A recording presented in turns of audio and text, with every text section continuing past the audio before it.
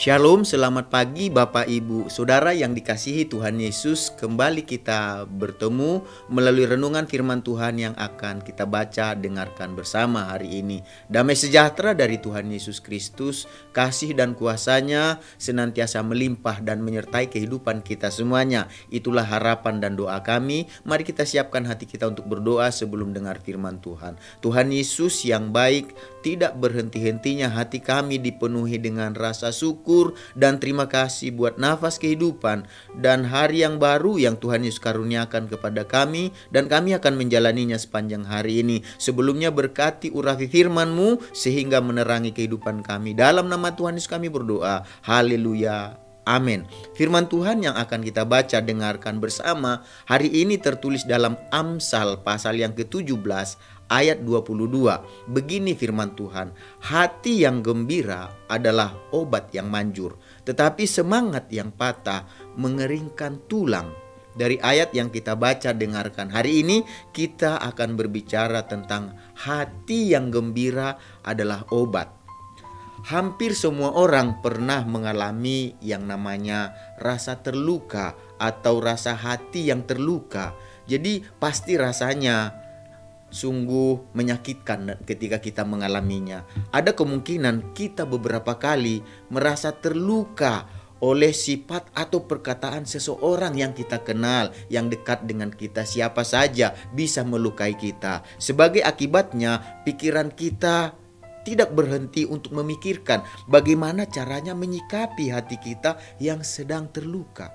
Ada kalanya setiap kali kita bertemu dengan orang yang membuat kita terluka, yang membuat hati kita sangat terluka, ketika kita bertemu wajah kita menjadi cemberut. Nada bicara kita pun kadang menjadi ketus dan kita menjadi kurang dalam memberi hormat, rasa hormat kepada orang yang membuat hati kita terluka. Jadi bahkan sebelum dan sesudah bangun tidur, kadang pikiran kita kembali memikirkan rasa luka yang kita alami oleh karena perlakuan atau perkataan orang tersebut. Jadi segala sesuatu yang kita kerjakan bahkan rasanya menjadi tidak karuan.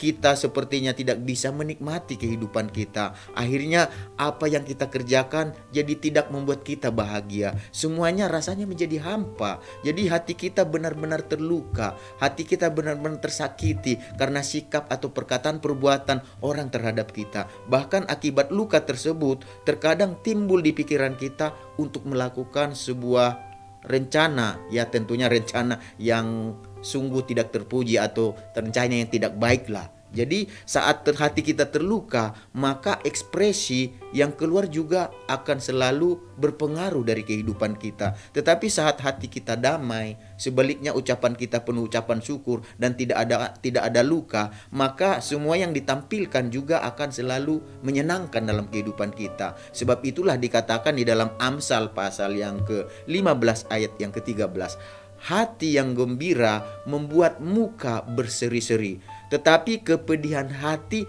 mematahkan semangat. Jadi suasana hati kita adalah alat ukur, tolak ukur atau barometer dari reaksi atau ekspresi dari kita atau dari seseorang. Jadi hati kita adalah pusat dari kehidupan.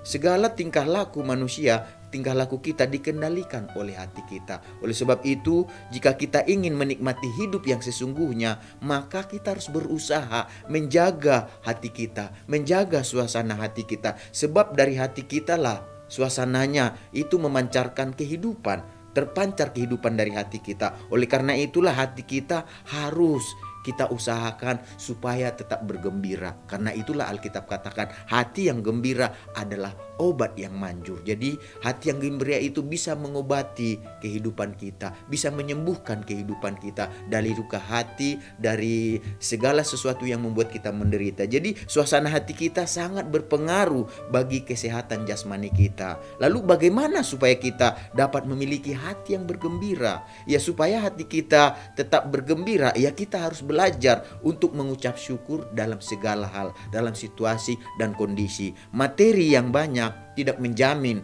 orang bahagia atau otomatis orang tersebut dikatakan dapat membuat orang tersebut dapat bersyukur. Tetapi hati yang dapat bersyukur dalam segala hal adalah rahasia utama dapat menikmati kehidupan. Jadi bagaimana agar kita dapat bersyukur? Hati kita yang dapat mengucap syukur dapat menjadi salah satu ukuran dari kualitas kedekatan serta kualitas iman kita kepada Tuhan. Jadi kedekatan kita dengan Tuhan sangat menentukan hati yang bersyukur atau tidak.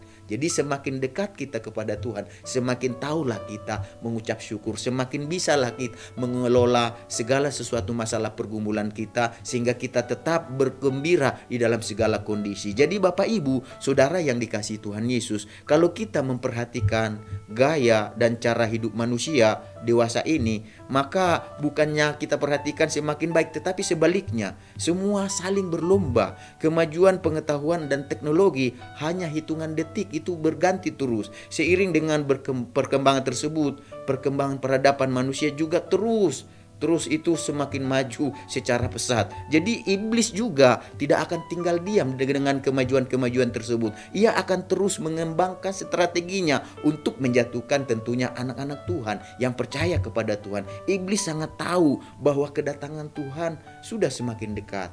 Maka ia berusaha dengan bekerja keras menarik sebanyak mungkin orang supaya tidak mempercayai Tuhan, supaya jauh dari Tuhan. Oleh karena itu Bapak Ibu Saudara yang dikasihi Tuhan Yesus, mari kita belajar untuk memeriksa kualitas hati dan memeriksa iman kita kepada Tuhan Yesus. Apakah iman kita juga mengalami pertumbuhan yang pesat atau sebaliknya malah mundur? Jadi Bapak Ibu Saudara yang dikasihi Tuhan Yesus, marilah kita belajar untuk menjaga hati kita supaya tetap terpaut kepada Tuhan. Maka Dia akan membuat kita tetap tersenyum dan bersyukur dalam segala situasi dan kondisi. Sebab hati yang gembira adalah obat yang manjur. Jadi supaya hati kita bisa tetap bergembira, marilah kita belajar untuk menjadikan Tuhan sebagai sumber kegembiraan bagi kehidupan kita. Seperti yang tertulis dalam Mazmur 37 ayat 4. Dan bergembiralah karena Tuhan, maka Ia akan memberikan kepadamu apa yang diinginkan hatimu.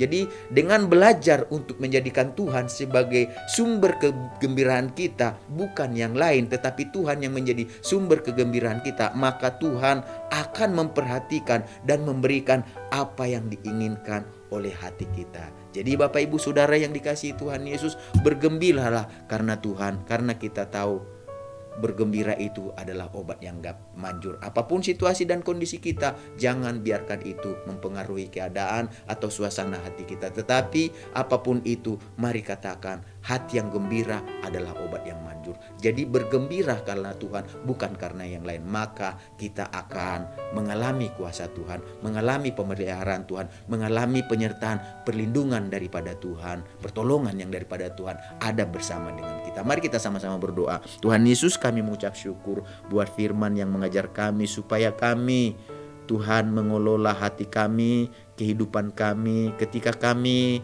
mengalami situasi atau kondisi yang tidak baik. Kami belajar untuk tetap bergembira, karena dengan bergembira maka itu menjadi obat bagi kehidupan kami. Itu menyehatkan, menyegarkan, memulihkan kehidupan kami. Biarlah kami, Tuhan, belajar untuk bersuka cita dalam berbagai situasi kondisi, dan ketika kami mengalami kondisi yang tidak baik, tetapi kami tetap bersuka cita, tidak berduka cita, karena kami tahu kalau kami bergembira karena Tuhan, maka Tuhan akan memberikan apa yang diinginkan oleh hati kami. Sepanjang hari ini Tuhan, Engkaulah yang ada di depan kami. Pimpin, tuntunlah kami supaya kami berjalan di dalam kebenaran firman-Mu, dan segala berkat yang terbaik yang Kau janjikan dalam firman-Mu menyertai kami sepanjang hari ini. Dalam nama Tuhan Yesus kami berdoa. Haleluya.